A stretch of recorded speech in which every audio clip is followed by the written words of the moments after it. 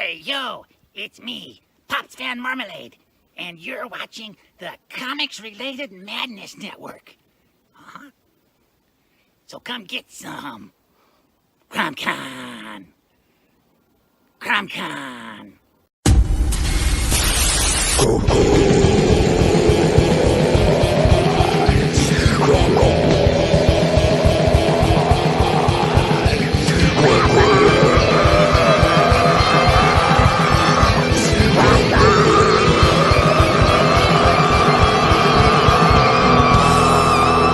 Come get some.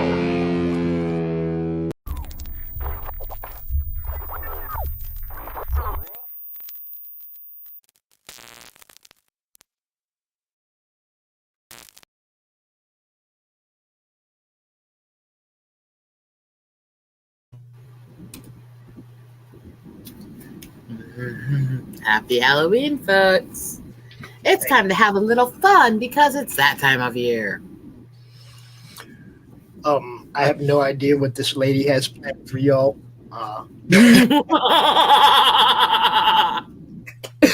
No idea whatsoever. Enjoy the show. I'm going to hang out with her until some other people come out. But this is an open hangout with Rose, and you're all more than welcome. Come hang out with Rose. You know what I'm saying? Definitely. Love to have some people to talk to, cause trouble with. Right now, it's really simple. I'm making bookmarks. Pretty simple work for today. So I want to hang out. I want to talk. I want to have a little fun, be a little crazy, get a little crumple crazy. I mean, crumple crazy. What? I like Halloween, and I get very weird during the season. What do you want? I mean, yeah, I don't mind that. I like to have fun. I hope everybody remembers last year I came out here. I was Alice Cooper one night, and I was Gandalf of comics one night, and yeah, I had a lot of fun last year. I'm looking forward to doing something different this year, though. I'm only going to dress up on Sunday night because Laurie's doing her Path of the Pale Rider closeout. And speaking of which, you did send the link to those girls in your group chat there, right? I told them they're all welcome. I didn't really send them. That's bad. I should drop the link over there, huh? Yeah, it'd make it probably a lot easier. Whoop. I have this thing where I should do it tonight. What I usually do on every Halloween stream is a blindfolded resuscitation of the Raven. A blindfolded resuscitation of the Raven. I'm down. I'm in. I need to grab some stuff to do it, but I mean, it's one of my things I like to do because it's one of my favorite poems that got me into poetry when I was younger. Which probably tells people how much of a twisted gothic girl I am.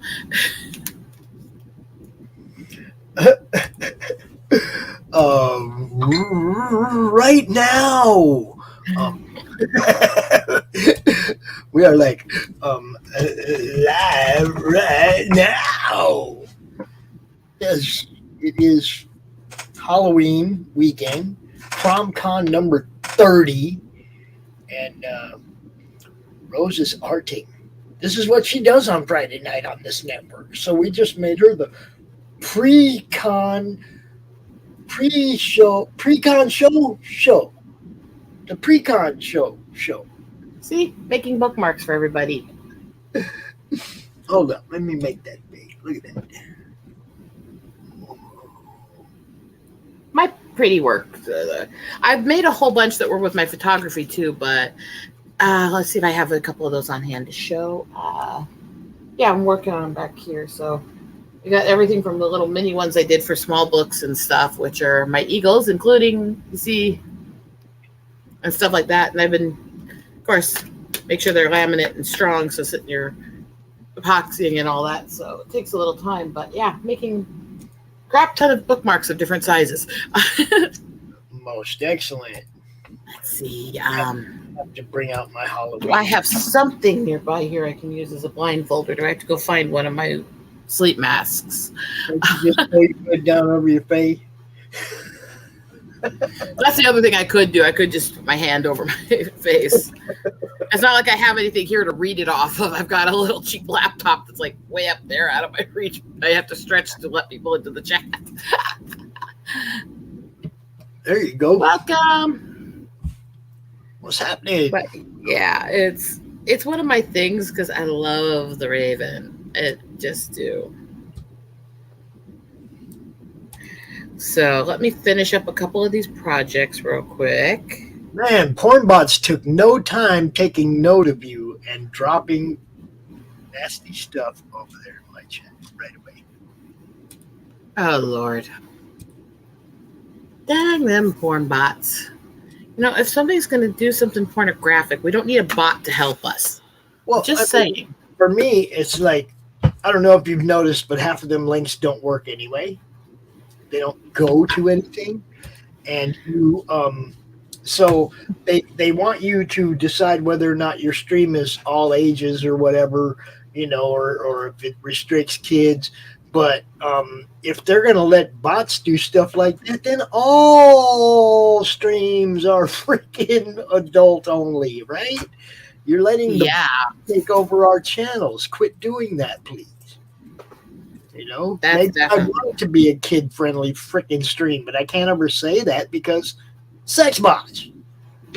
Well, my streams would never work for that anyways, but I mean, that's a whole different conversation. What's up? What's up? You have all the admirers over here. Check it out. Oh, yay, Christy. Hi, Sci-Fi.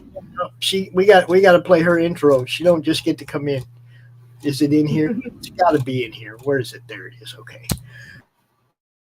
The Transformers attacking more than meets the eye.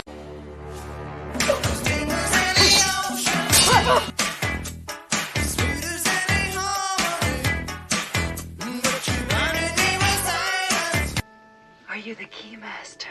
You can tell by the way I use my walk. I'm a woman's man. No time to talk. Check it out.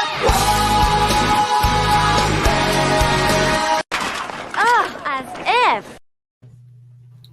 Hi, Christie. So in case anyone worries that I can still see with the hood down, I decided just to kill the glasses because I am extremely farsighted. So that'll kill any question people have of that.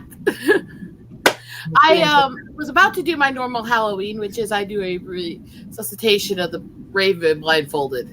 But I don't have a blindfold on hand and I can't get it up very easy, so I'm just going to cover my eyes with the hood and go for it. Yeah, I'll be like this. Why are you putting in my face? My cat's like wandering around. Hi, Ink. All right. So if you guys are ready, let's All right. do this. What are you guys doing? She's gonna she's gonna do it right now.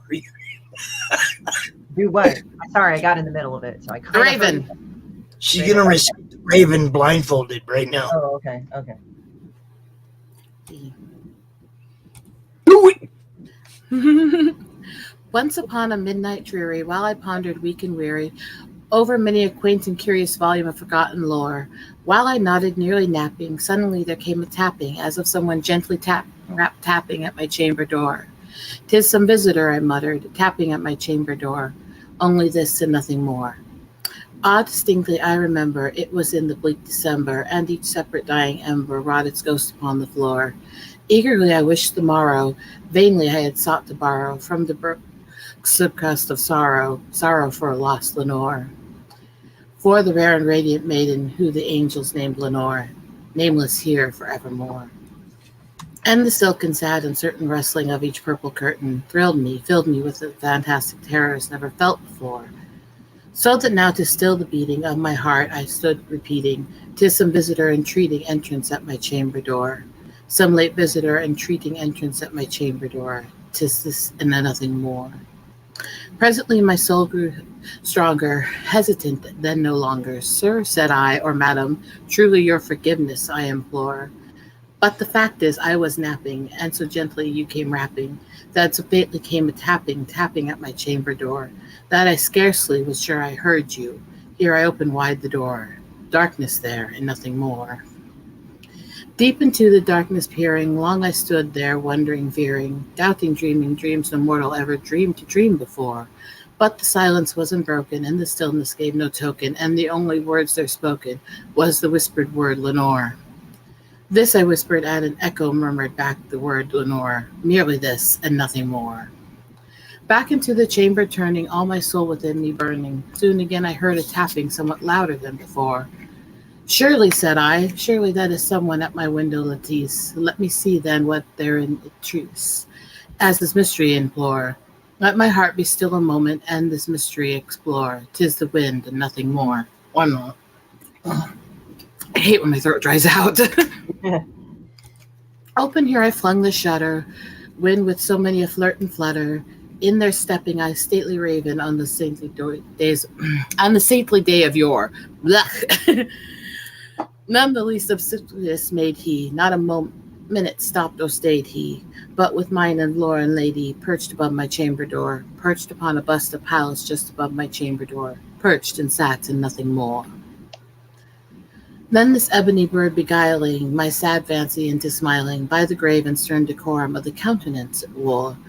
Thus thy crest be shorn and shaven, thou, I said, art sure no craven, ghastly grim and ancient raven, wandering from the nightly shore. Tell me why thy lordly name is on the night's plutonium shore. Quoth the raven, nevermore. Much I marveled this ungainly fowl to hear discord so plainly, though its answer little meaning, little relevancy bore.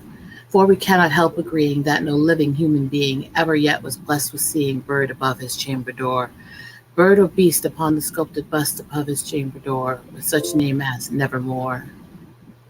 But the raven, sitting lonely on the placid bust, spoke only that one word, as if his soul in that word did outpour.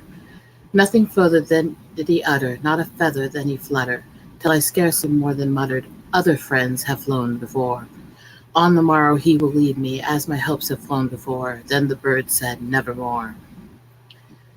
Startled at the stillness broken by reply so aptly spoken, doubtless, said I, what is uttered is only the stock and store, caught from some unhappy masters whom unmerciful disaster followed fast and followed faster, till his songs once burden bore, till the dirges of his hopes that melancholy burden bore, oh, of nevermore.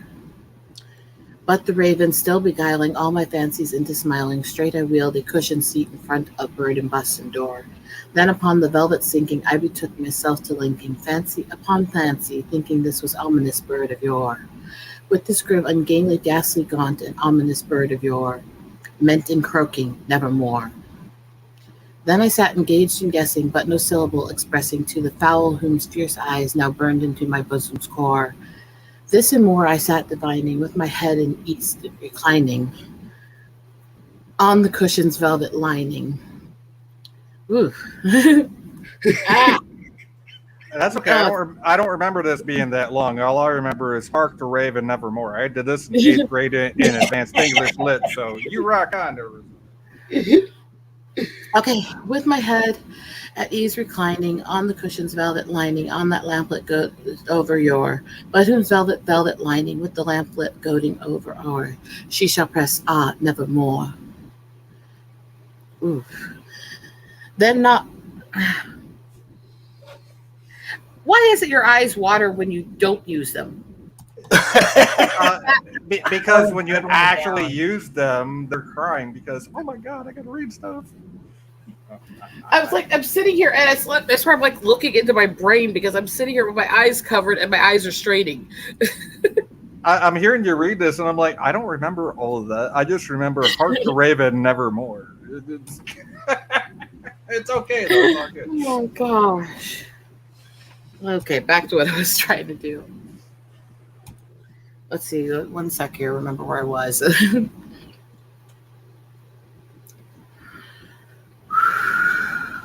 Then methought the air grew denser, perfumed from an unseen censer, swung by seraphim whose footfalls tinkled on the tufted floor. Wretch, I cried, thy God has lent thee, by these angels he has sent thee, respite, and Nephilim from thy memory of Lenore. Quaff, oh quaff, this kind unpenting and forgotten thus Lenore, quoth the raven, nevermore. Prophet, said I, thing of evil, prophet still of bird or devil, Whether tempest set me, or whether tempest towel thee here ashore. Desolate ye all undaunting, on this desert land enchanted, on this home by horror haunted, tell me truly, I implore, is there balm in Gilead? Tell me, I implore. Quoth the raven, nevermore. Prophet, said I, thing of evil, prophet still, if bird or devil, by that heavens that bend above us, by that God we both adore, tell the soul which sorrows laden, if within the distant Aden, it shall clasp a saintly maiden, whom the angels name Lenore. Clasp a rare and radiant maiden, whom the angels named Lenore. Quoth the raven, nevermore. Be that word our sign of parting, bird or fiend, I shrieked, upstarting. Get thee back into the tempest of the night's plutonium shore. Leave no black plumage as a token of that lie thy soul has spoken. Leave my loneliness unbroken. Quit the bust above my door. Take thine beak from out my heart, and take thy form from off my door. Quoth the raven, nevermore. And the raven, never fitting, still is sitting on the placid bust of Pallas just above my chamber door. And his eyes have all the seeming of a demon that is dreaming, and the lamp's light over him, screaming, throws his shadows on the floor. And my soul from that shadow that lies floating on the floor shall be lifted nevermore.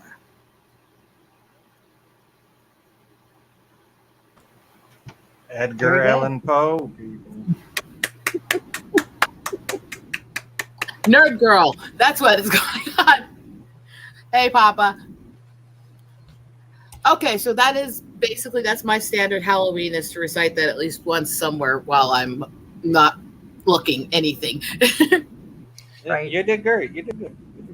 Yeah, it was really good. Yeah. Especially for able to You actually, you had the right incantation. You had the way the lines go. It's exactly the way we used to do it in English lit. So yeah, you aced it as far as I'm concerned. Yep, I think the only thing I really struggled with was my sinus in my throat. Yeah, but you can't help your sinuses. Oh, I need my glasses back. I can't see a fucking thing. Who's talking? I want to say hi to everybody in the chat. We got Squad Leader, Rusty, Sci-Fi, who actually joined us. The link is pinned to the top of the YouTube chat if you want to join us. Glenn Fleming calling out that Shinn woman again. Shin? What about her shins? You don't like her shins? You don't like the front of her calves? Andrew from Pop Animaniacs, I think that's what it's called. I don't know. It's too long of a name, dude. And Papa Cotton, what's up? Welcome, everybody. Yeah, that was. By the way, Rosetta, that was me, Sci-Fi, saying you did a great job reciting that. That's the way we used to do it in English lit. So, hats off to you.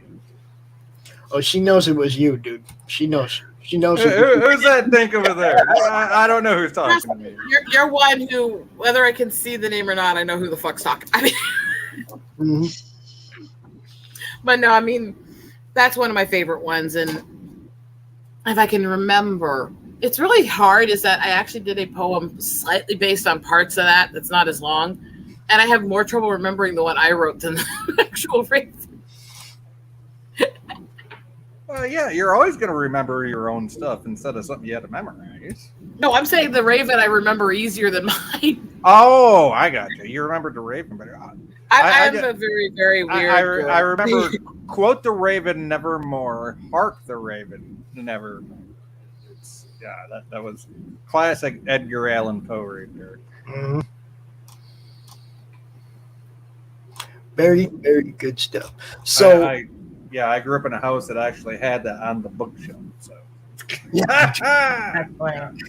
I remember doing that for my goddaughter when she's like 5, and I actually did it with like the dark voices and playing the parts and the different parts of the script and stuff. And I stopped about halfway through it. So how are you handling this? Darker, more. And I'm like, oh my God, she's my kid. That's like my nephews when I had to babysit them back in the day. And I would just chill in watching Goodfellas because it first came out. And my sister never forgave me because all they wanted to see were gangster movies after that. Let's get the bad guys. I like the old school scary fairy tales. Grimm's is Yeah. so fucked up when you look at the originals, like with Cinderella. This like, is the original shit right here. This yeah, is like like they. old school. Oh, You got like one where she literally marries this guy after killing his wife, and then kills the child who figures it out, and then feeds the kid to him in a pie and shit like that. And the kid comes back as a bird and pecks her limbs out and shit like that. Dude, this is some. Well, it's Yeah, kind there's of. some- you know what's really messed up is the old Mother Goose fairy tales.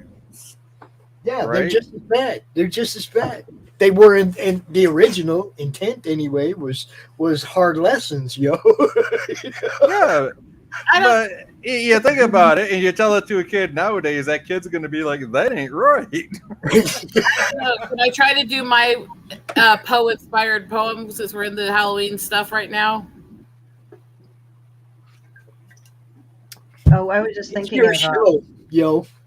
This Yeah. is your show until 9:00 when we all go over to Chris's show and start playing Buffy the Vampire Slayer, the old tabletop game. We're gonna do that at 9:00 for anybody that wants to come out. All right.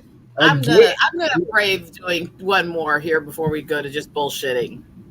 So I'll do Darkness Unleashed, which was mine. Okay. The darkness will consume me, and misery it will bind me. Will none so clearly redefine me? Or will I fall in deep in vanity? Is there any hope to save me? Why cry if I am destined for poisoning? If the fruit is toxic to my breathing, then would there be anyone left for mourning? Or am I stuck alive, yet e'er perishing? Was it you who saw my soul returning? My salacious pondering leads me to no answer, so why is it we seem to be e'er stuck fast together? Whose mind fears seeing another, wondering if all bearers are murderers? Whom would take thine heart for death's giver? Lead on, O shadows, don't define thou, though intelligent your words cannot make me wow, nor leave me shaking, I fear not to break my vow, that you will suffer me no more upon thy brow, but send me out to weariest nights to wonder how.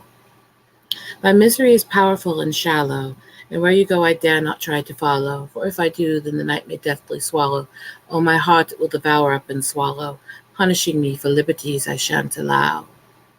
Now you see the final curtain, and of this I'm plainly certain. Oh, my misery is bound to me and takes me in. Then, though we would see my face grace the world of the living, once before, now death forever is certain, certain to have bound me to its sin, giving me no solace ere again, for the darkness once unleashed will own me, till I am but a placid memory, then you shan't hear of me again. Very good. I like it. I like it. I just had to look up because every so often I post like what are the little stanza points just to refresh the memory of that one. And if I can look it up and see that, then I can remember the flow. I was like looking at that. I'm a nerd. I am such a nerd. Hi, Fizz. I love Halloween night. Hello. I'll get you next time, Gadget. Next time. And see, now I'm deep in the middle of that messages and handling business and sharing stuff. And guess what? It's CRoM Con weekend, everybody. Let it be CRoM Con I'm weekend. a little frazzled. It's because I am. Oh, yeah. It's like, All right. I think you got enough of a panel to roll with. I'll be back after. Go have fun, Pops. Yeah, I got Get big this shit going. Bye, Pops. Bye, Pops, and hello if this shows up. Well, hi, everybody.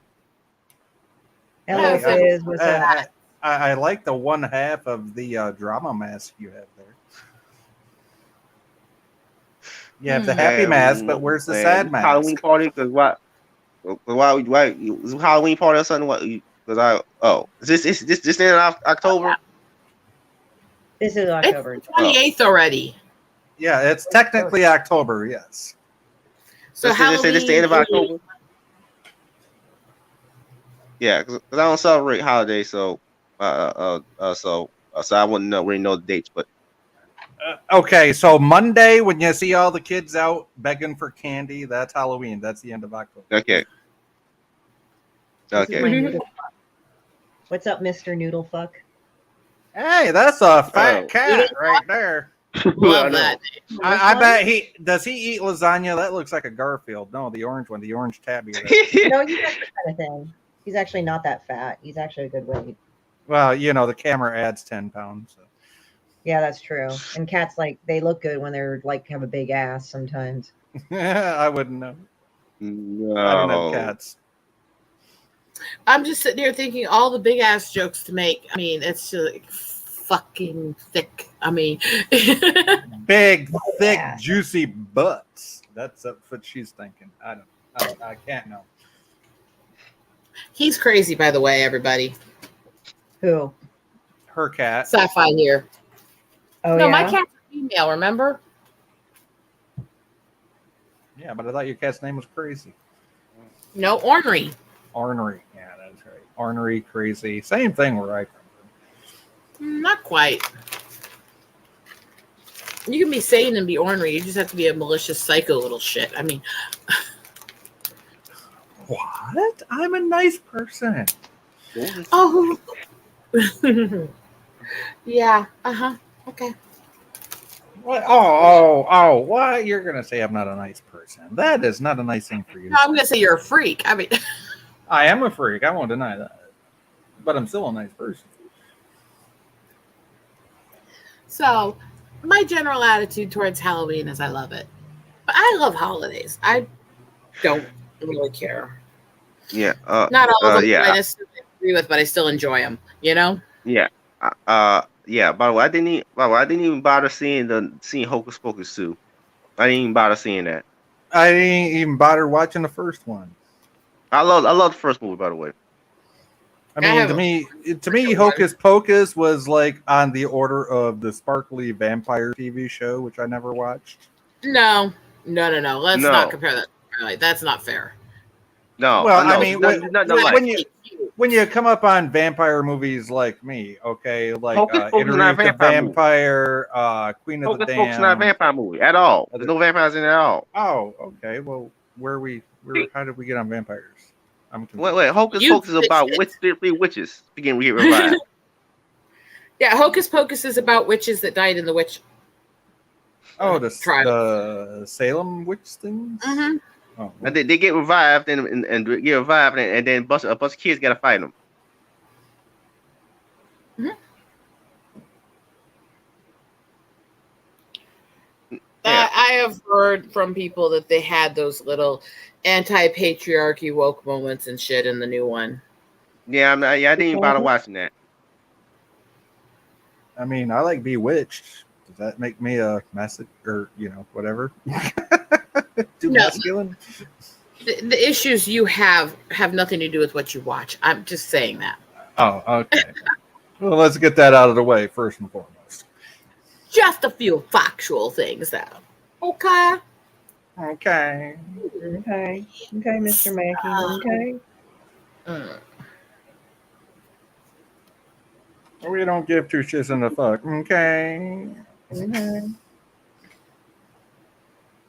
Since there's no avatar, could you pop on camera enough to show me who you are, just so I know there's no hanky panky? There you go. Thank you. Okay. If you don't want to be on camera, there you go. Oh, I have to verify stuff, especially with this season. People do crazy stunts. Oh, Comic Nerd Press, I know. Okay. Is my avatar working? It was having issues. Yours is fine, sci-fi. Okay. How you doing tonight?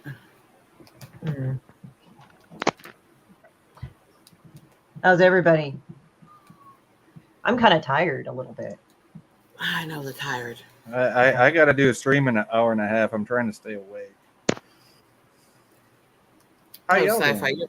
you're so fucked. Your brain's not that together. I mean, it's actually going to be fun because it's a Star Trek fan film thing that I'm a person that is a Star Trek fan film. So I'm going to be wide awake for it. I'm just trying to stay awake until that time. basically, the long and short to those who don't know sci-fi is he trolled me a few years ago, and I told him to come on panel so I could cuss him out to his face, and he did, and we've been kind of friends since. Hi, everybody. And we still routinely yell at each other and cuss each other out. Even though I try to be nice to her. Boy, if that's you trying to be nice. I mean, Try to be nice. Operative word, try. Operative word, try. oh, sci-fi, it's okay. We all know you're very trying. I mean, I am very trying. It takes a strong woman to try me, so I give you credit. this, by the way, Chris, it just gives you a clue what my inner circle's like. We're all fucked up. I mean, It's all right. No, I get it. It's fine. why do you think I like having you around? Because you're somebody who can roll with it and swear as much as I can. I mean, Where's my sandwiches? Go make my sandwiches. shut the fuck up, bitch, or I'll throw you backstage. I mean, Now you got to put salamis on it Salami. and tomatoes. I don't want to have anything to do with your salami, okay? Tomatoes. Lettuce. I'm gonna make the bookmark. Is your Philip? Is your fucking shit working? That's what I'm wondering, because he waved to me backstage, but I'm not seeing that. I don't know if he's trying to. Comic nerd, you look like a big white nipple right now. Yeah. And you love those, right? I mean, Hey, I'm not racist. I like white nipples.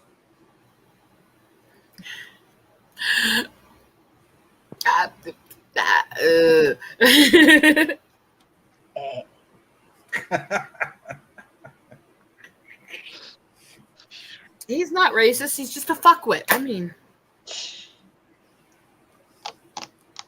I tell you how it is. I ain't racist against nobody. I hate everybody. I'm not racist. it's okay. They hate you too. I mean, I know they do. So, hey. my apologies to everybody out there who's trying to figure out what the fuck is going on. You're not going to figure it out. Give up. Nope, I mean, you're not. Give it up. You ain't going to figure it out. I'm just kind of like, yeah, sure, cool. if it makes you feel any better, half the time I'm on stream with him, I end up throwing him backstage or cussing him out. Sci-fi? Holy shit, he seems nice, but then I am very nice. He's That's actually being really well behaved tonight for Aren't You Sci-Fi? I you know, lately I have been not so wild on streams. So Holy yes, shit. I'm being very well behaved lately. That's congrats, actually, seriously.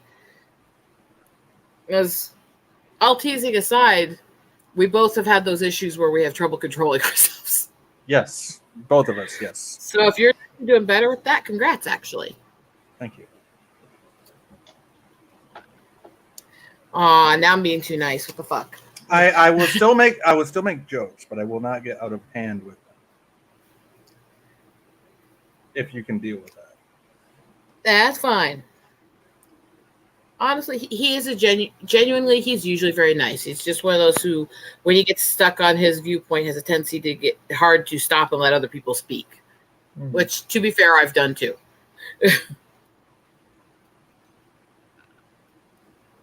That's why I give him crap, but he's still here every time I stream, so.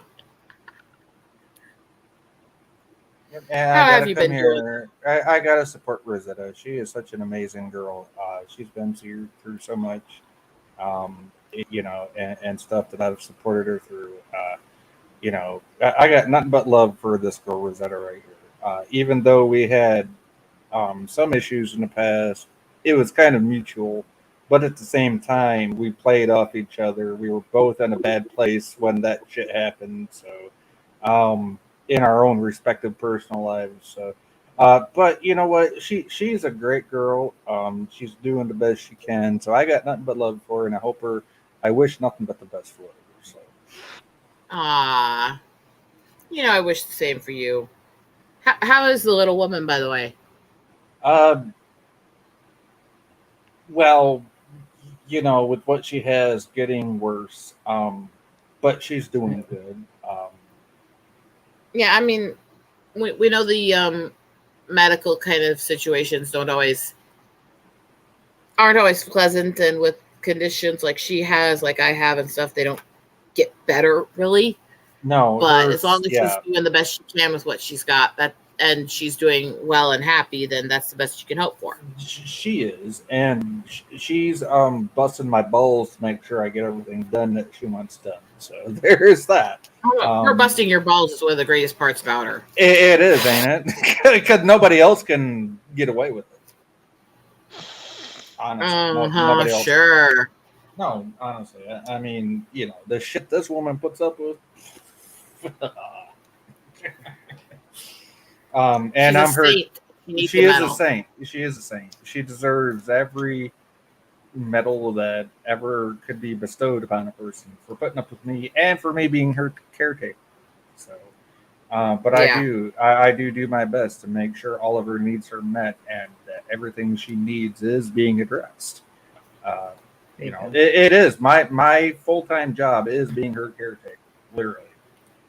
If I were to actually go out and to get a quote-unquote real job, as you know, media would put it, yeah, she would be sitting here all day trying to fend for herself and hurting herself and getting hurt trying to take care of herself. So, yeah, literally, I do not get paid anything for taking care of her except for her gratitude, and that's all I live for.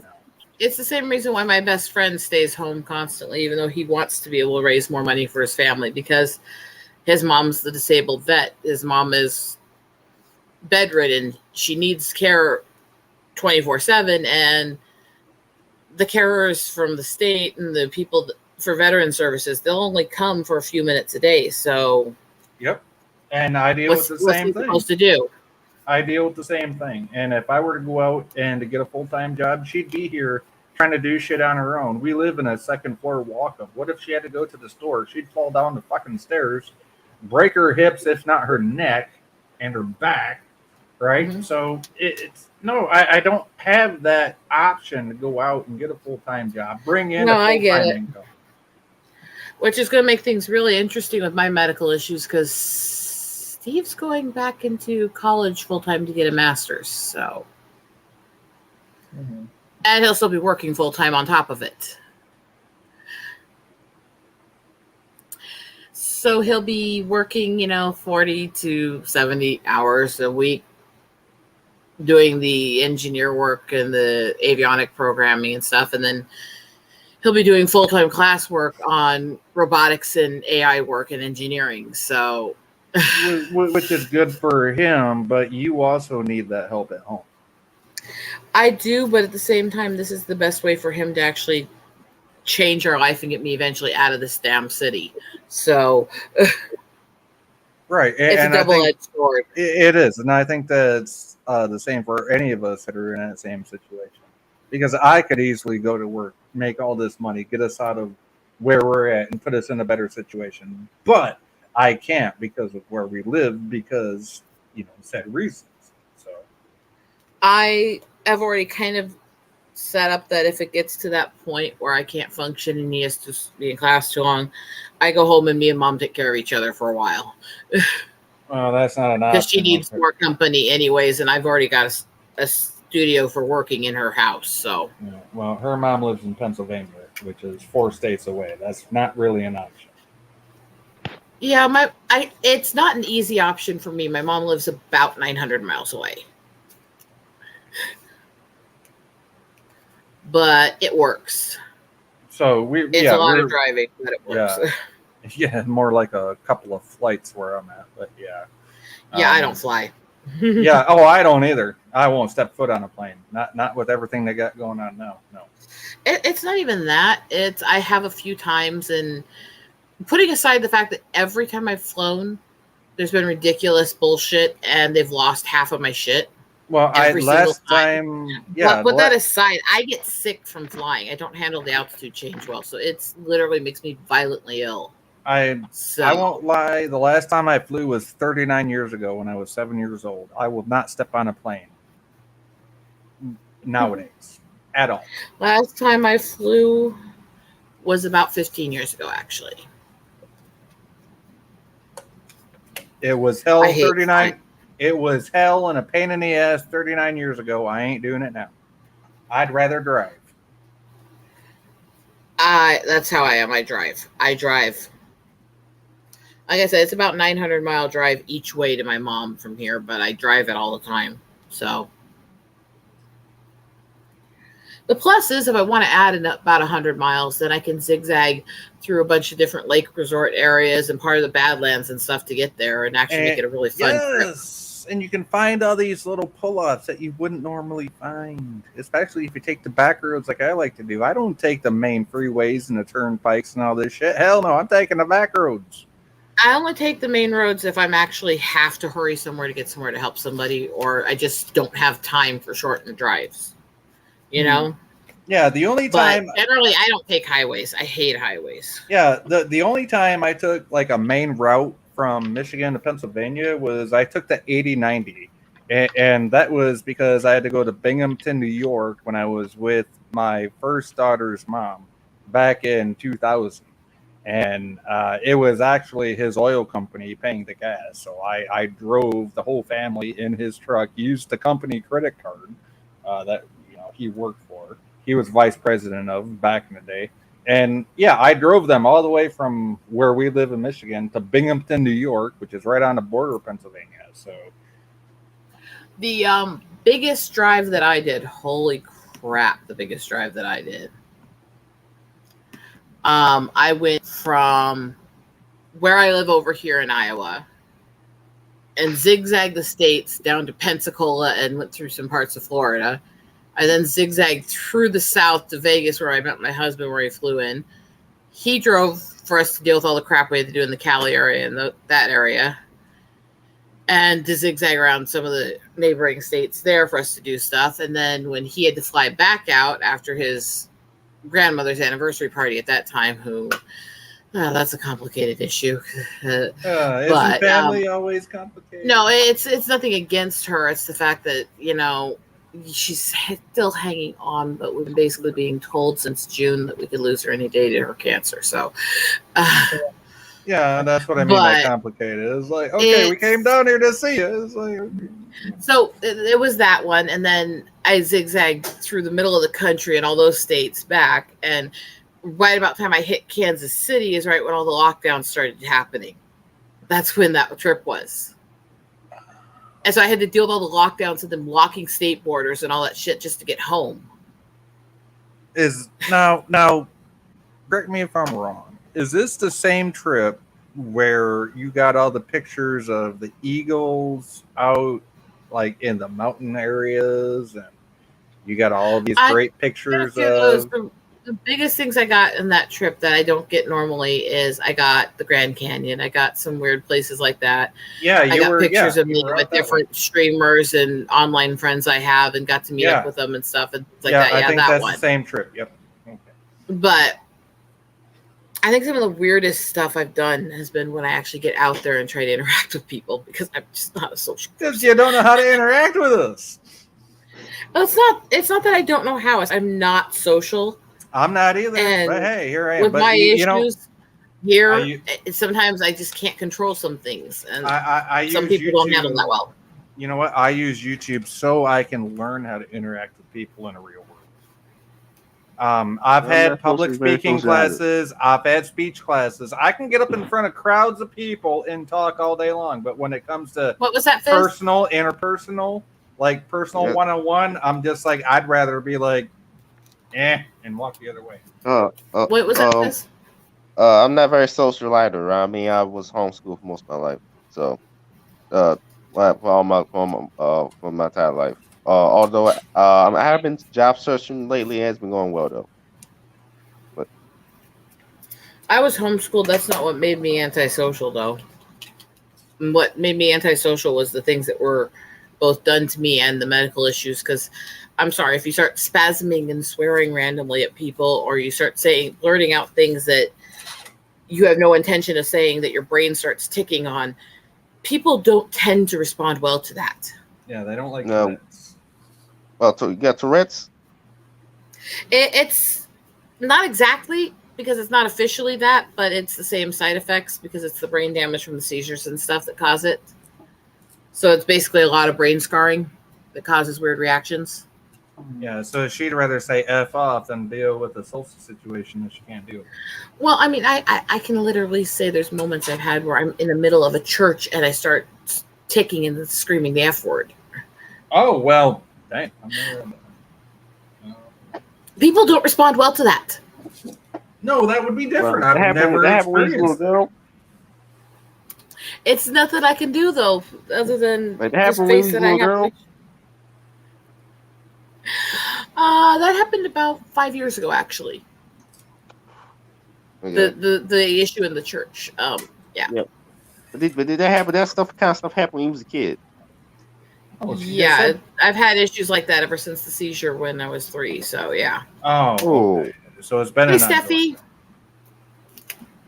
Oh, So yeah, it's not something that I really control well. Steffi, I miss you, sweetie. I know that, Stephanie. Hey, how is what's his name? How's your husband doing? They're Captain Robert April. How's he doing?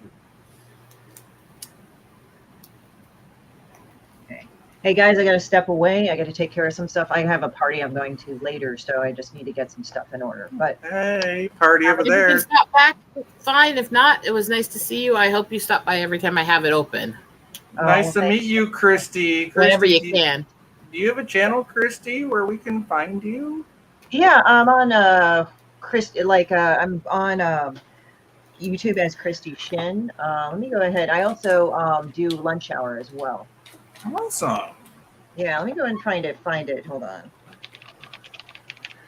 Creepiest. Oh God, Pops, you want to put me right on there for the stuff people will think I'm nuts for? But yeah, it's kind of a toss-up. Do we want to count the middle of the night Neo games we played in the graveyard, or do we want to go to the stuff I saw in the gym when I was in Job Corps? So I put my YouTube channel in the thing just as a quick heads up before I head off. So. Okay. In a minute here, when I can reach up, if Pops hasn't shared it by then, I will. Well, I'm going to open in a new tab. I don't have the YouTube page open. Thank you, Pops. But yeah, let's go for it. I'll just tell you. I'll just go to Job Corps on this one. Yeah. So when you go through Job Corps, they do details. Bye, sweetie. Where you have to different details you have to do for cleaning and jobs around center and stuff, and they just rotate through the students. And I got put on details to clean the bathrooms and stuff out at the gym every night for a while, which it's not punishment. They just, every student has to do them. But that gym, I never felt right going into that gym, which was kind of sucky since I was in wrestling and rock climbing, so I was in there every day.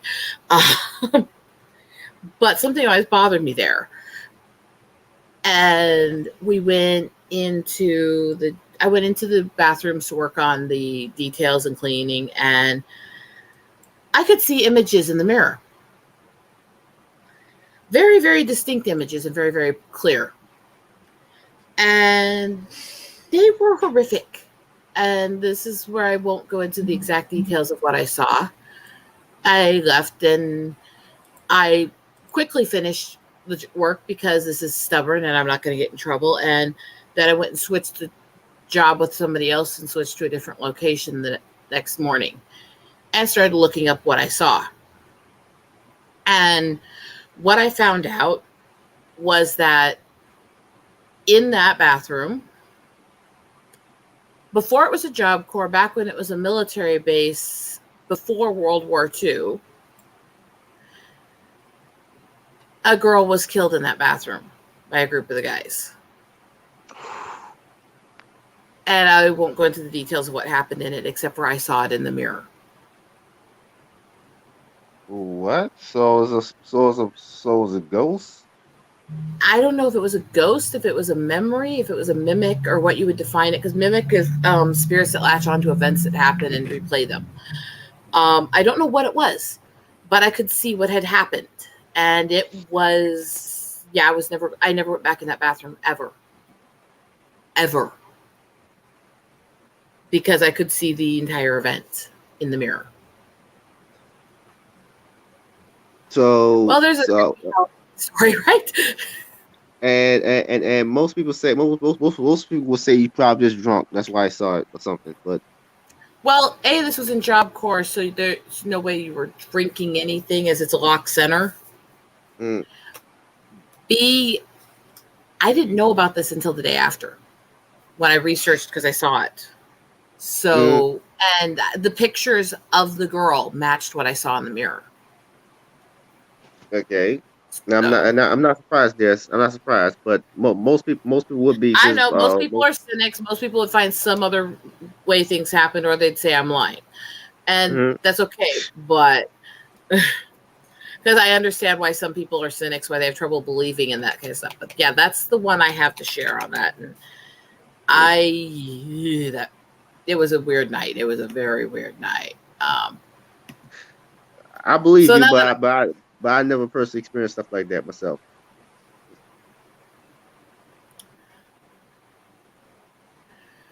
I guess that's a start for what Pops asked. Anybody else have anything creepy they've experienced? Doesn't necessarily have to be supernatural.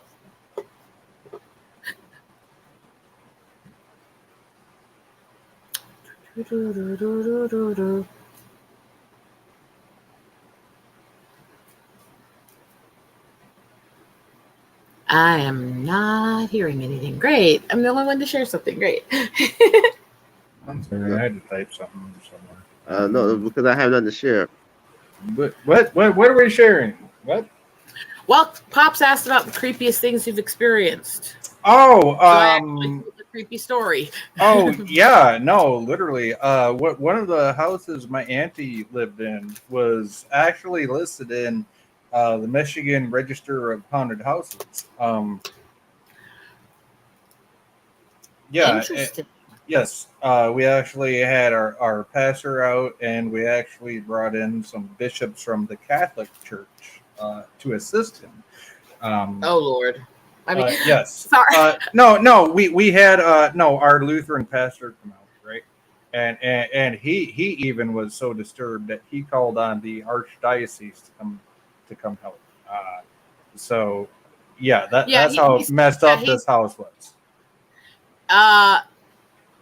I think Pops is wondering which one up there, more detail kind of thing, but more detail. Well, yeah, without giving away too much, obviously. There was the time that my aunt floated through the air because she smelled perfume, and she was headed right towards the train tracks. Well, there was a train coming down, and the train tracks were only 20 yards from the house. That's how old this farmhouse was, because the train used to stop and pick up stuff to take to the rest of the state.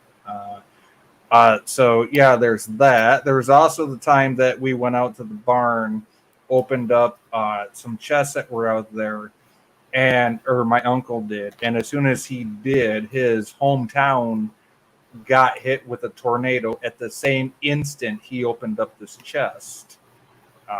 So yeah, there's just like tons of stuff. And this is all documented. If you look up the history of haunted houses in Michigan, you're going to find this farmhouse. Now, this house doesn't exist anymore physically, but back then in the 80s, it was still very much a house because I stayed in it as a kid. So, yeah, and it was in Lake Odessa, Michigan. So, all right. Yeah, it was you've very obviously notorious. Been in that yes, stuff. I've had experience. I've had experiences. Yes, personal experiences. I've been physically pushed down the stairs by entities. I've made audio recordings where we've had voices go over the audio recordings. So, yeah. I swear I've seen some of the weirdest shit in my life. And it doesn't help. Okay, when I was in college,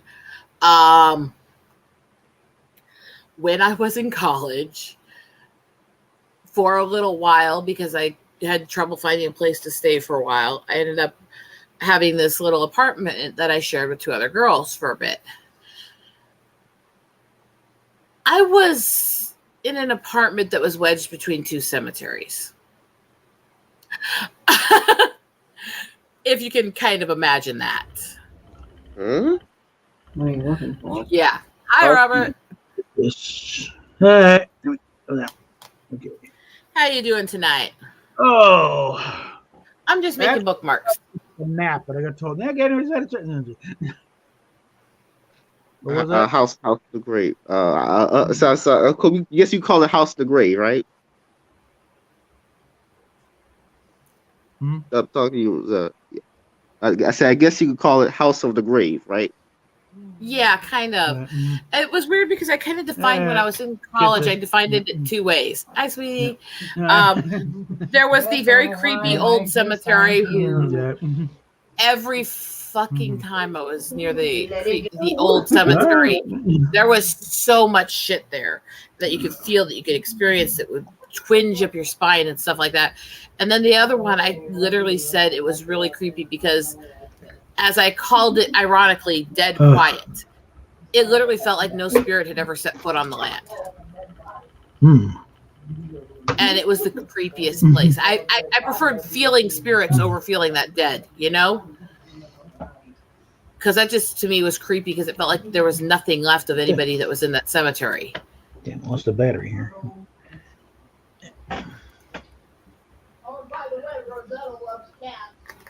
Trying to turn a light on here. It's like, damn, lost the battery. What did she say about me? That you like cats. Meow.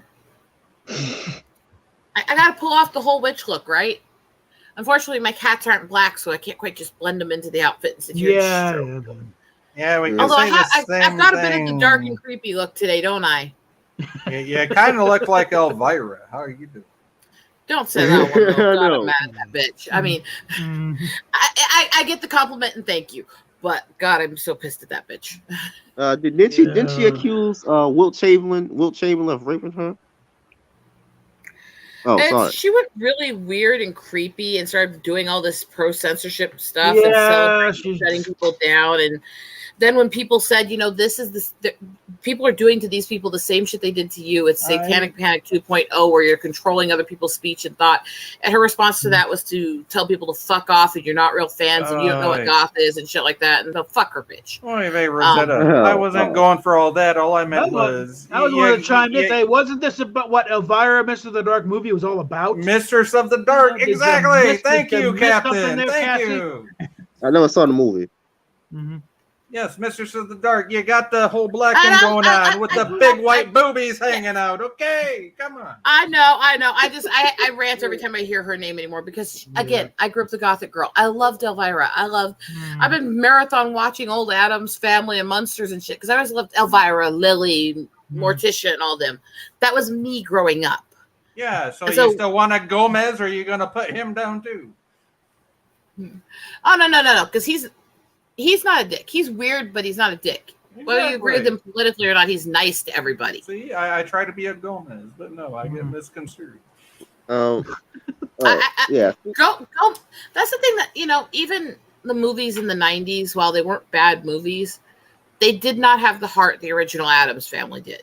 No, I want to be the 60s Gomez. I think they were going more Addams for Family the original comics. was magical in the 60s because as weird and twisted and kooky and dark as they were incredibly loving, generous, charitable people, and they really didn't get that side of them well in the movies. Exactly. Although you seen the trailer, I know you seen the trailer for the new Wednesday TV show, which is gonna have her castrate somebody using piranhas. Yeah, I mean, fuck that. That's Tim Burton's edgy version. Yeah. Why we have an edgy Tim Burton version? Fuck Tim Burton. I hate that bastard. Tim Burton's edgy version so soon after we already had an animated Addams Family movie. Like we had an animated Addams Family movie. Then a couple years later, we have a Tim Burton TV show that's edgy. The thing is that Addams Family was always that bridge point between sweet, loving, charitable, kind, and wholesome, and creepy and gothic and twisted. And it showed the humanity and the beauty side of people that are gothic. Same without making monstrous or murderous or stuff like that. They were just misunderstood. Same with the monsters. And the monsters, yeah. The real monsters were other else in the neighborhood. They were fine. Mm-hmm. I love their car. Poor hideous. Oh Marilyn. God, the car Lily custom made for him though was so beautiful and so sweet, wasn't it? Yeah, it was awesome. Yeah, I wonder if poor Marilyn never found a guy. She was so hideous. Yeah, but like I said, Wednesday putting piranhas in the pool to kill people, to torture people is like what? Like that. I don't. The last time I was checking, they're not supposed to be evil. No, they weren't. And the thing is that they crossed that line where they weren't as kind, they weren't as generous. I mean, you go to the movies they made in the 90s, and the first fucking scene you have is them pouring boiling oil on carolers and trick-or-treaters. It's like, no, that's not who they were. They would never do shit like that to people just to be evil. And, you know, it's a separate story. It's not bad as a movie, but it wasn't Addams Family. That being said, Christina Ricci was born to play Wednesday Addams. Oh, God, yes. Christina Ricci was born to play almost every creepy gothic girl. She's fucking amazing at it. I love that girl. And let's be honest, when it comes to the movies that they did on Addams Family, who else could have played that Black Widow as well as Joan Cusack? She played it well. She played the creepy Black Widow well. Yeah. Yep. No arguments here. It's like I liked the Casper movies they did in the 90s, but I still didn't think they had the original spirit either. Really? Of the original cartoons? You don't think they had the original cartoon thing? Can I finish what I was saying? Yeah, I was just asking you a question. But yeah. Well, I was still in the middle of speaking. But what I was saying is because it didn't have the lighthearted side as well. He was the friendly ghost, but they got so into trying to play on how creepy and how gross and rude the whatever they were to him. I always forget their relation, brothers or whatever. Brothers. They played so much on them, they kind of lost some of the other stuff, and they didn't quite feel right. Even though it was good movies, it just didn't have the same spirit, so to speak. They also went down. Nobody asked the question, what was Casper like when he was alive? They kind of skip over, like, he's a ghost. That means he's dead. He's dead, yeah. That up in a kid's cartoon, okay? He's just a ghost. They never asked that back when the cartoon came out, so why would they ask that when the movies came out? Because they think they have to explain everything. Yeah, everything's going to have a proper origins, and they're just no, you don't. Sometimes just leave it alone. Right? They did. They did leave it alone. They did leave it alone. They had a moment in the movie where he starts talking about how he died. Oh, well, that one. Yeah, no, I saw the Casper movie. Nah, I had no problem with that. And it's not that I necessarily have a problem with it. I like the movie. I have the movies. I have the movies. I just don't think they have the same spirit. And welcome, by the way, Bubba. Hugs. Hey, girl, Bubba. There's some things I can sit there and go, I don't think it has the original spirit, but I can still respect what it did overall. Yeah. And I think some of the movies in the 90s hit that range where I don't think they truly paid tribute to the original stuff in the 40s through 70s they were doing versions of, but they weren't as offensive and bastardizing as a lot of the stuff today is. Well, it's just like Star Trek movies of the 80s didn't do a lot of womanizing that Star Trek of the 60s. Well, they were built, and also that's a little bit that's a little bit different though, because they didn't abandon the other stuff. He got older and wiser, basically. It's the same actors that's building on there. It's like Kirk got been an admiral. You don't do that when you're an admiral, Well, I'm just saying though, it's the same thing, though, right? The more not quite. You got to think about it though. When you go from the 60s to the 80s to the 90s, the way that the ratings went within the networks and the movie studios, okay, you got away with at the same time less back then, but more, and at the same time more but less. Okay. And that's the way it always worked. That's not actually what I was talking about. Until we came into the streaming services. That's actually not what I was talking about, though, because the culture changes, the language changes and stuff like that. That stuff's not as big of a deal. I didn't care that Wednesday directly mentioned having sex in the Addams Family movie because, let's be honest, they probably would have said it directly if they could have gotten away with it in the 60s because they pushed the boundaries sexually in the 60s. Yeah. They did. So that I didn't care about. The differences in eras and what you can get away with, that part, that comes and goes with everything. That I'm not as worried about. It's when they change the context of the character and who they are. And not that they grow or change or it's another era or something like that, that they just change the character for a new remake. It's like that's what I usually dislike. When JJ felt the need to explain the name Bones. Yeah, you don't got to explain his name. Got it wrong. Yes, he said it in the very first movie. All I got left is my bones. Yeah, no, that's not where it comes from, you idiot. My wife took half the damn planet in a divorce. All I got left is my bones. It's Sawbones, the old West term for, cowboy term for a doctor. Bones McCoy. Yeah, he had to do. And it's just like where Spock was supposed to be two different people, according to JJ. But then on screen, old Spock says the new Spock, I would use my usual farewell, but it would seem to be self-serving, which says, oh, they're the same Spock. Mm-hmm. What?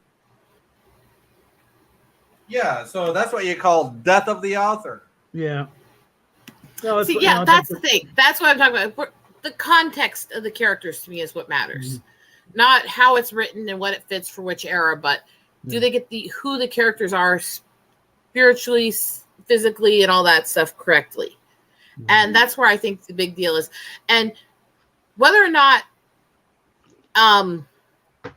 no, John Astin, not Hispanic. He had the features that look Hispanic, though, especially in black and white. And he looked like a little bit skinnier version of the original cartoon drawings of Mr. Adams. The eyes and all that were correct. Yeah. Mm-hmm. And he got the character's spirit. And the thing that drives me nuts, I'm rewatching Addams Family stuff. I've also been rewatching Night Court. And God, the comparisons to Gomez and Buddy and the way he played a lot of the crazy behaviors of Gomez and Buddy when he was on Night Court was amazing, actually. Well, John Astin's a little nuts anyway, so... Yeah, but then again, how many people, when their wife screws them over, how many people when their wife screws them over would adopt their wife's child that isn't theirs and raise them when she leaves? It's weird. Because he loved the kid and didn't want the kid stuck in the middle of it. Mm-hmm. Whether or not people love or hate John and Sean Astin or not, you got to admit their relationship they have with each other and the things they've done for each other is stellar and amazing. Don't get me wrong. I think Sean Astin's bought a little too much of the Hollywood Kool-Aid and buys a little too much of the crap they're promoting now. But I think he just doesn't see better. I think he's a genuine good heart. He grew up out there. He didn't know anybody, Yeah. But the things you see in him say and do and interact with people, even when he's arguing and defending that crap, he's still not rude to the people he disagrees with. Yeah. And that's where I think he's got the class. He also knows this is your audience you're arguing with there, Sean. But don't watch what you're doing.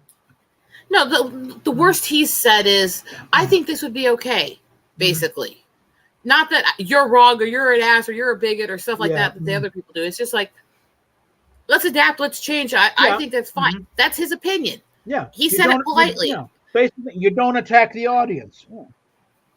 And the people that I saw people attack him for saying that, I'm like, why? He was at least polite. He's disagreeing with you, but he was polite. Yeah. Don't get me wrong, it still drives me nuts because it's not what it was, and I don't think he quite gets it. But I think his heart's in the right place. Yeah. Rosetta, I don't want to dip on you, but I do got to dip. I got to set up for my stream starting in about... That's fine. This won't be that much longer anyways, because he's got his streams on the next hour, so... Yep, no problem. So I just want to say thank you for having me on. I got to go set up for my own stream starting at 9 Eastern. So. Bye. All right. Thank you. Great seeing everybody. Hope you all have a great Friday evening, night, morning, wherever it is in your part of the world. So take care, everybody. Bye-bye. Yeah. And making bookmarks. What was that? Yeah. I want to ask you, how do you feel? How you feel about this? Okay. I want to ask two things really. First of all, some about storytelling. One thing I'm doing is I recently a couple of days ago I considered writing a story as a hit piece against two real people that I don't know personally, but. Be back. I think I left my phone in the car. Hold on. All right, we'll be here. Right. I'm not quite sure I know which one you're referring to. I haven't kept up much the last few days. I've been really overworked and busy, so I'm not quite sure I know which one you're referencing. Yeah, but what I'm asking is should I do it because I don't know if it's okay for me to do that. Like I was gonna write a story that's a hit piece on Roberto Ocasio and Nozomu Tamaki,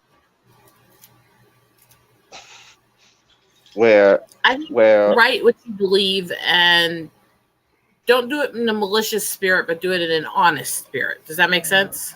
Yeah, because I was gonna write a comedy story where a children's novels author got his book adapted into a movie. It gets by those two people, and they make us kind of erotica out of it. And he tries to stop them. He has to put a team together to stop them.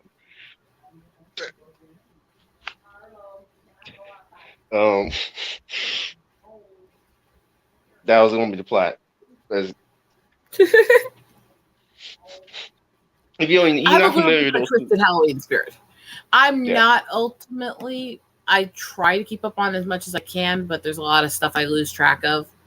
So, my general opinion to most everybody when they talk about this kind of thing is write what you believe you need to, but write it in a way that's classy and respectful. Okay.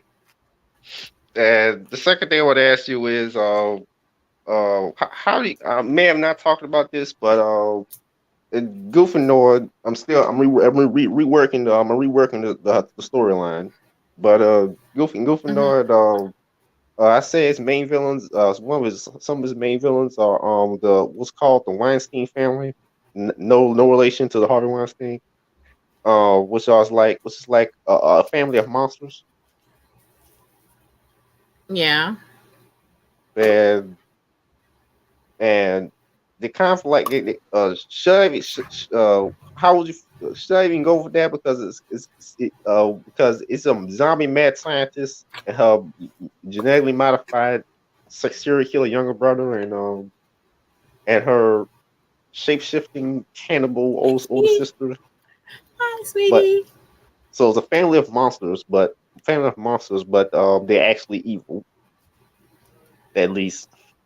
But was that stepping too far on Adams, or is that step on the modern day Adams family, or what?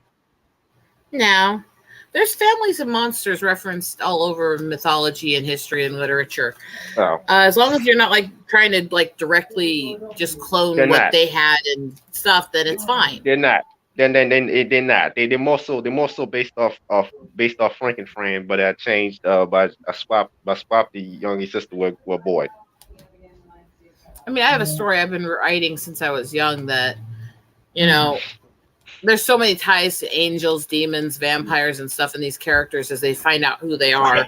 But it's set as in the future human society, detectives and police work, and these people finding out they're powder of all these species. And basically, to put it this way, is that the main villain is basically what would happen if you put like Carmen Sandiego on acid and made her a serial killer. Wait, excuse me, Pope. Who are you talking to? Can you please mute your mic? Because I'm trying to listen to Rosetta. And then after you get through that, the main hero being that she has all these ties to all these dark creatures of mythology and stuff and all those genes, but she's about as pure and shining as you could get of a person. But yeah, she still struggles. She's still more human than a lot of these, Mary Sues and stuff, at least. But it's interesting because the I would say the chaotic neutral, the ex-mercenary that keeps flip-flopping between good and evil in it is actually based on me. Of course. So it's a little interesting. And if you push on this side, it hurts. If you push this side, it starts. Yeah, well, I only muted. Yes, actually, I had only turned off and she muted it. Yeah. Okay. Anyway, are you familiar with Frankenfran? Oh, I'm sorry. Okay. Now we're gonna go for the Dr. Frankenstein, or are we going for the monster? If you don't know, the Frankenfran's a manga series about some kind of. Oh, sorry, I couldn't quite hear what you said. So. Frankenfran was a manga. I've heard the name of that manga. I haven't gotten a chance to ever delve into it. Oh. So which manga was that? Yeah, just the magic word for kids sister. It's a manga about some zombie mad scientist. Well, I based the Weinstein family off that, but you're right. Then. Frankenfran's a manga. Frankenfran's a manga series written by he's saying there's a manga he took inspiration from for part of what he's writing. Oh, okay. Yeah. You got a title for that, or what you pulled it from? The manga's called Frankenfran. Frankenfran? Yeah. Yeah, that's some kind of horror comedy. I didn't laugh at any point. I thought it was kind of weird. But it's a horror comedy about undead mad scientist. Kind of like Frankenstein's monster, a flesh golem. Flesh golem, mad scientist, and she thinks she's helping people, but she does horrific experiments on the pretense that she's helping people. And that's the joke. Very good. And she always gets away at the end, even though she does more harm than good than anything. And also, she got two sisters, and they're both serial killers. I'm worried about this damn microphone. I'm going to the thing here. Here's the plug. I need to get everybody together that I can and just have a big group backstage and hang out and watch Arsenic and Old Lace together. Oh. One of the first things when I was over in the Air Force in England, one of the first things I got hooked up with was a little play production they did of Arsenic and Old Lace. Yeah, I've been to the play too of it. Yeah. It's interesting because there's so much they actually made them change from the play to do the movie because it wasn't allowed in movies in that era. Including him screaming at the top of his lungs, celebrating that he's a bastard. And then because, the original play, the one who played Jonathan was Boris Karloff. Yeah. But they couldn't get him for the movie. Arsenic and Old Lace.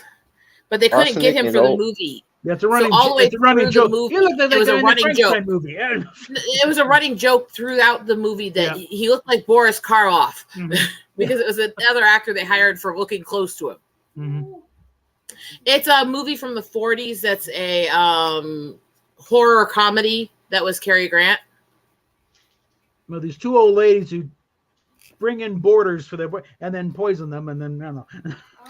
Basically, it starts off with him getting married, and then he goes home to tell his family, and you start finding out everyone in his family are different serial killers. One of my grandmother's favorite movies. I mainly remember the cast party afterwards, though. And one of our gentlemen even took time to say, "How delicious" before he died. Oh, wasn't that nice of him?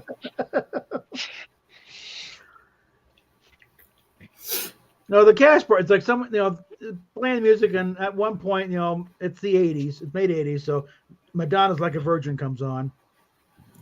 But me and this one guy, just all they do is look at each other and start, barely made it through med school, and just do the whole thing. Weird Al Anything's original. I fucking hate Madonna. Yeah. No, we did in sync, without even no preparation, just sort of looked at each other and just started in with Like a Surgeon. Like a surgeon. My mom talked about when I was a baby. When I was a baby, because Madonna came out about 40 years ago, She came out just before I was born. Uh-huh. My mom talks about when I was a baby and when I first started walking, when I was not even a year old. Mhm. If she came on the TV or radio, I would run across the room screaming, "Icky Donna!" and shutting it off. Oh God. Yeah, I hate that woman, and I have since. Yeah, I cannot stand her. Oh. So, Wait, Madonna must why have an inherent hatred of Madonna? Like, was born with hate. what do you want? The screechy tonal part of her Yeah. voice, or the fact that she's an absolute gutter trash? No. She's the one who created the pop slut image that turned all these women into bimbos and thoughts. Yeah. I can't stand her. I cannot stand her. Mm-hmm. And she's such a freaking psycho. And she's out there always attacking people sexually and claiming patriarchy. Excuse me, woman. You slept your way to the top. You did not get there for your talent. Yeah, she. Yeah, and lately, if you looked in the mirror, you look like a blowfish. I will never forget a few years ago when they had this awards show and she tried to dress like she did in her youth, and she literally, you could see as she walked up on stage that she had an actual sling holding her butt up to try to make it look younger and less saggy. Oh. Yeah, you could pull that off in '86. It doesn't work anymore. Now that you are 86. No, Look, dress your. Look, there's nothing bigoted. This is where they lose my mind with these people. Is there's nothing bigoted in saying dress to what's most flattering to your body type and age. Yeah. There's nothing bigoted in that. I don't care if people want to show off body parts. Obviously I don't care, right? Yeah.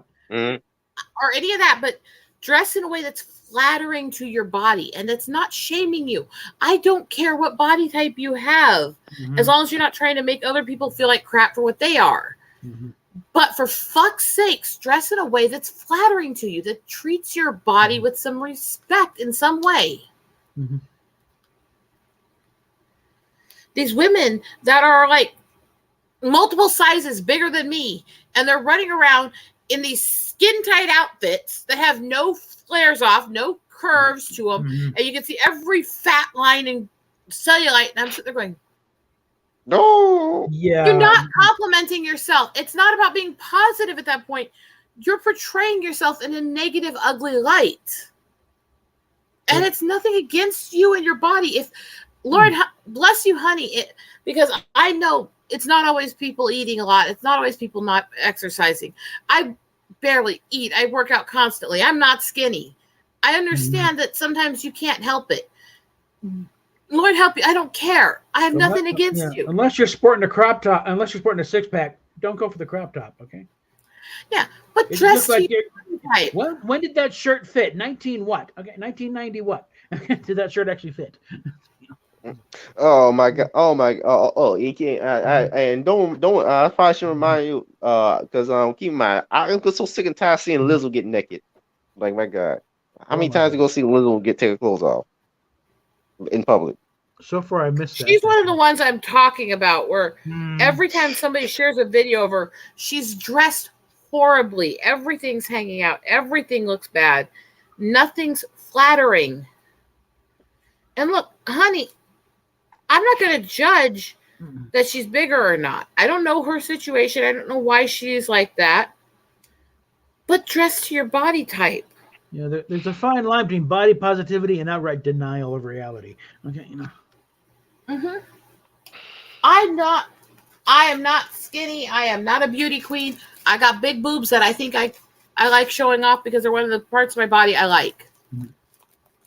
And I know I'm not skinny, and I know I'm not delicate, and I know I'm not perfect, and I'm okay with that.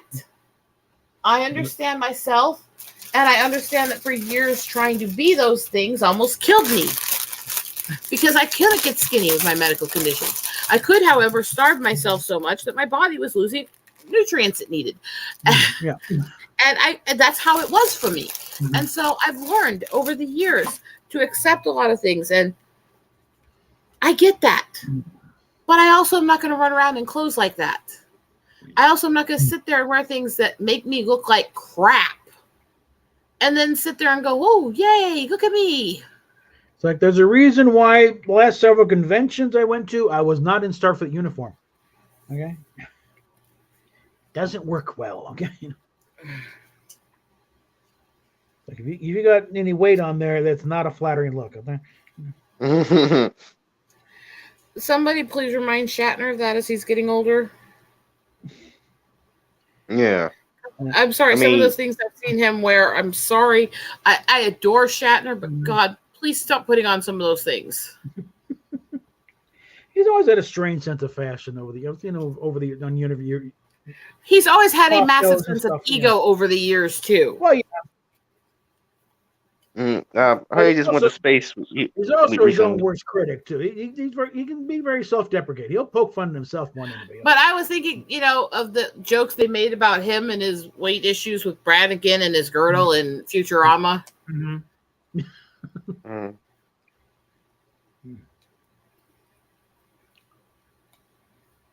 But I mean, but even when they did that Futurama thing, Nimoy comes in and says, "No, I have such respect for my other actors. I got the best performance." Yeah, and that's just respect for myself as an actor. I got my best performance out of me.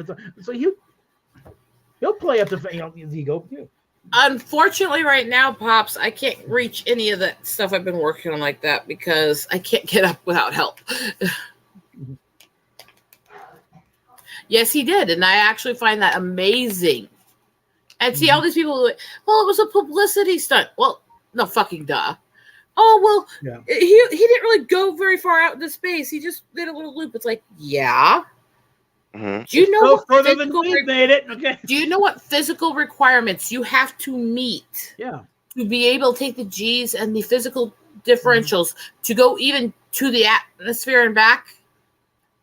Mm-hmm. The test that he passed at 90 years old to do that, less than 5% of healthy adults that are between the ages of 20 and 40 can pass. Mm-hmm. Give him all fucking credit for that. Oh, yeah. Although apparently, according to the things he said about it, it kind of screwed with his head and made him feel kind of empty and helpless for a while. Well, when you get up there and you see the Earth, it's like this little ball down there. That's everything we've ever known, ever will know, and everything. And it's kind of like that seems to be the general that from most people that have been to space, though, say the same thing is when you hit the atmosphere, when you hit space, they actually usually end up feeling very empty, very helpless, very futile, very alone. It actually usually ends up being very negative for a while. Yeah. It can profoundly change it, yeah. I think it was both good and bad for him because it was a long childhood dream of his, and the fact that he got to do it while he was still alive is amazing. Yeah. And the George Takei, but it definitely did screw with him. You, George. Okay. Takei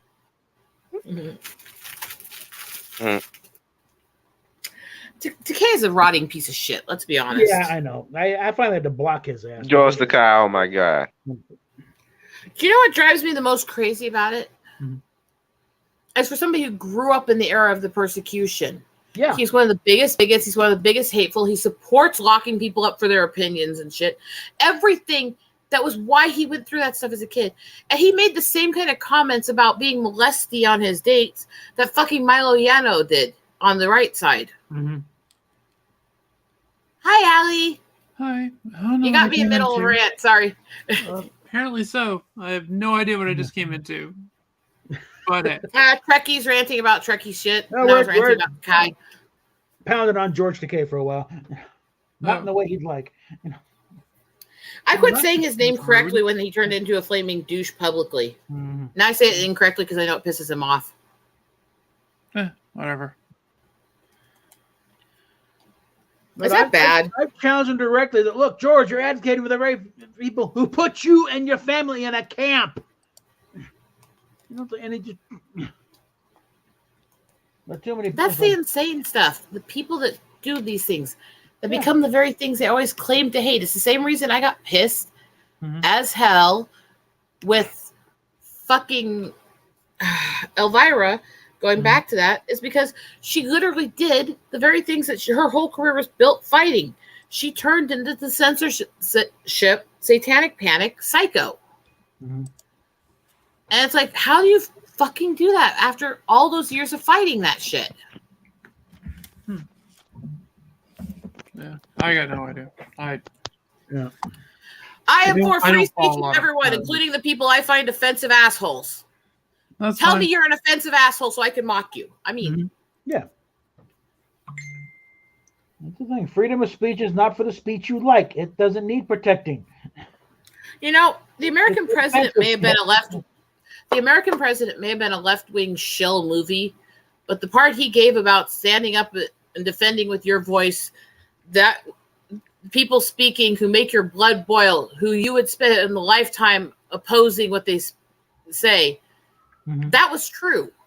That is what real free speech is.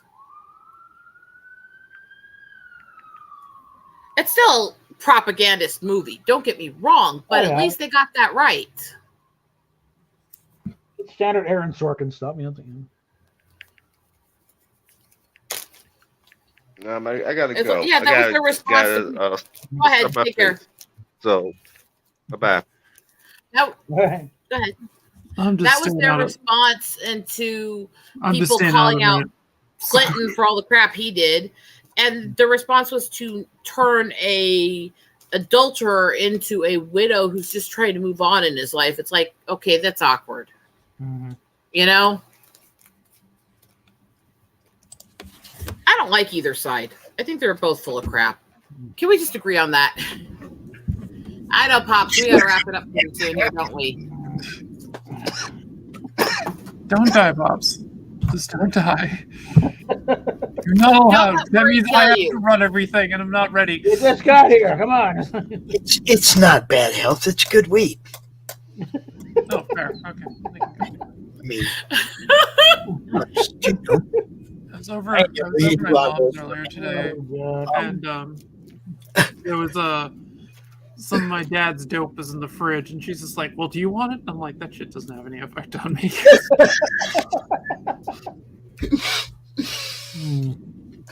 Well, for me, you guys know how much energy I already have. Can you imagine if I didn't smoke weed all day? Pops, look at how many bookmarks I got up to in the middle of all that during the stream. Nice. Bookmarks. Yep. Glad somebody's doing something creative and constructive. That's the plan. We are going to get ready to go play Buffy the Vampire Slayer, though. We're going to be back on some of these channels that we're on right now. CRoM Con kickoff show. Laughing Rogue is going to be running the game. We're going to play Buffy, the tabletop game. We're going to play it right out here live. People can join us if they want. Until the game's full. I don't know how many players can play, but once it's full, it's full.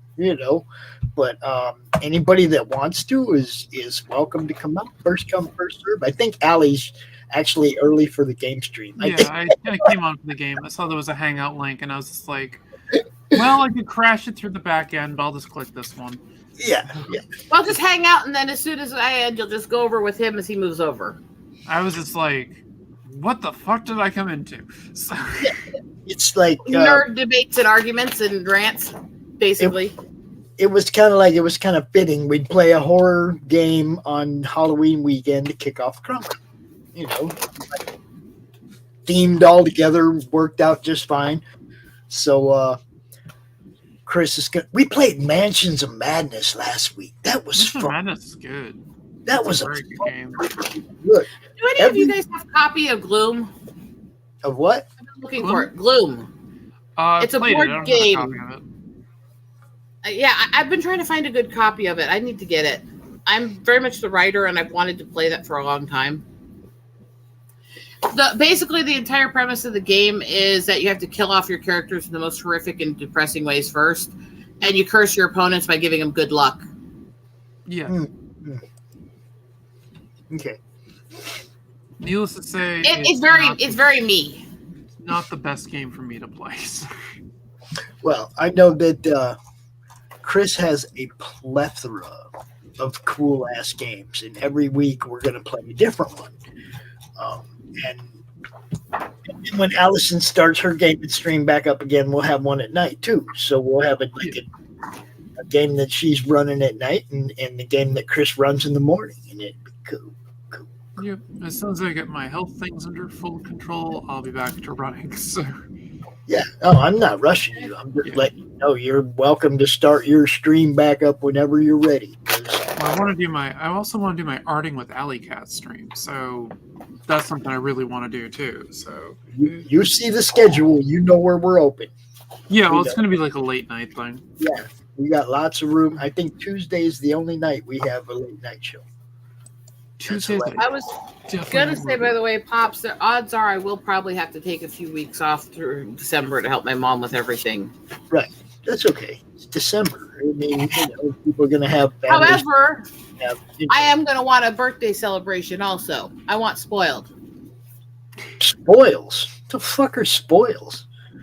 Spoiled is it attention? Oh, spoiled. Okay, I thought you said spoils like it's my birthday. I'm very used in my life to not getting noticed on my birthday. I get people send me stuff all the time, but my birthday comes around and it's like I don't really get anything on my birthday. Well, the problem with my birthday is my birthday is 4 days after Christmas, the day after my parents had their anniversary, so nobody ever fucking noticed me. Yeah, I can see that happening. And, all these other kids would get, stuff in school for their birthdays. The teachers would let people do stuff for them, stuff like that. And what the fuck do I have? I was homeschooled and my birthday was in Christmas break.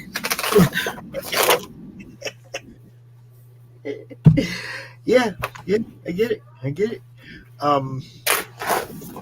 want to close this down, though, so I can go get ready with Chris, get things prepped. So, you want to wrap it up? Go ahead and get things wrapped up, then. Go ahead, wrap it. Tell everybody where they can find everybody. You know where you can find me, right here on the Madness Comic Network. Yeah, I'm kind of in the same thing, so I'm the Madness. So. Other than that, look for me on RoseMQueen1 over on Twitter to see me share out different people's projects, art, comics, books, stuff like that, and bash on idiots, because I like bashing on idiots. I kind of agree with Umbrella Guy. It's really fucking fun. I'm just saying. Oh, shit. I got it. Don't worry. You got that one? Yeah, I got it. Goddamn sex bots. Blech. Why is it not showing up in the main? Wait, where'd that come from? Oh, crap. Is that one on my channel? Is that on your channel? Yeah, it's on your channel. It's not on this one. Pops, can you get it? I'm blocking the user now. Yeah, you block them on StreamYard. Yeah, I just blocked the user. So. And for anybody that had ever done that too, not knowing it was out of somebody's channel when we first started doing all this multi-destinations thing, I didn't realize if I blocked somebody in StreamYard, it was somebody else's channel. I apologize if that happened to you. I know you got put back in where you belong. That's how it was intended. Pops, if you block somebody on one of my channels, they probably deserved it. It's kind of a long story. Basically, somebody that Pops doesn't get along with, who's a friend of mine, came in being a smart mouth, and Pops went to ban him on his channel and accidentally ended up unwrenching him and blocking him on my channel too. Oops. But it's fine. Everything's been worked out, and at least Pops is willing to say, I didn't mean to do that. I'm sorry. So that shows. Well, I get to block him out of mine, but not yours. That's not my place. I understand that. I didn't know it did that out of StreamYard. Once I didn't know until that night either, so we both learned something. Once I found out, I started just going to my YouTube channel and blocking him out of there myself, unless I get the okay, then it's BAM, baby. All right. I'm out. Exactly. You're fucked there. Not in the good, happy way. You're gone. Because we've gotten those too, where somebody just hit my inbox and said, "Go ahead," and all right. Yeah, I've seen that happen more than once. So. Yeah.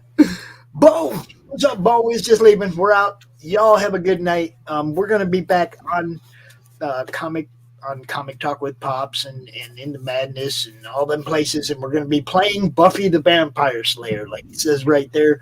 The link will be at the top of the YouTube chat. Come join us. This is the alley cat. This is the cat. Oh, geez, that's a different. I haven't seen that one. Yeah, that's Hobbs. Hi, kitty. He is shy. Huh. Get off of my shirt. Playing a couple. By the way, you guys know. I know, right? Good help is so hard to find.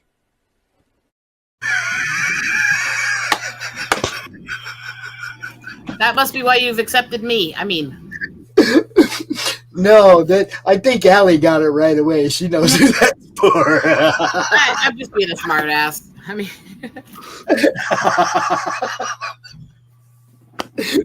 that one will be seeing. You'll see it. You'll see that one being used.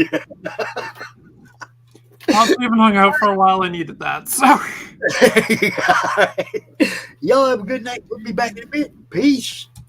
Comic Books for Kids provides comic books to kids in hospitals and cancer centers across the U.S. It's a place where we can all work together to make sure every child has a comic book. 100% of all proceeds go towards the kids. It's about making a difference, and while they're in the hospital, allowing them to fly like a superhero, battle dragons, or rescue teddy bears. We are in every state in the country and now support over 160 hospitals. Every month, we add more.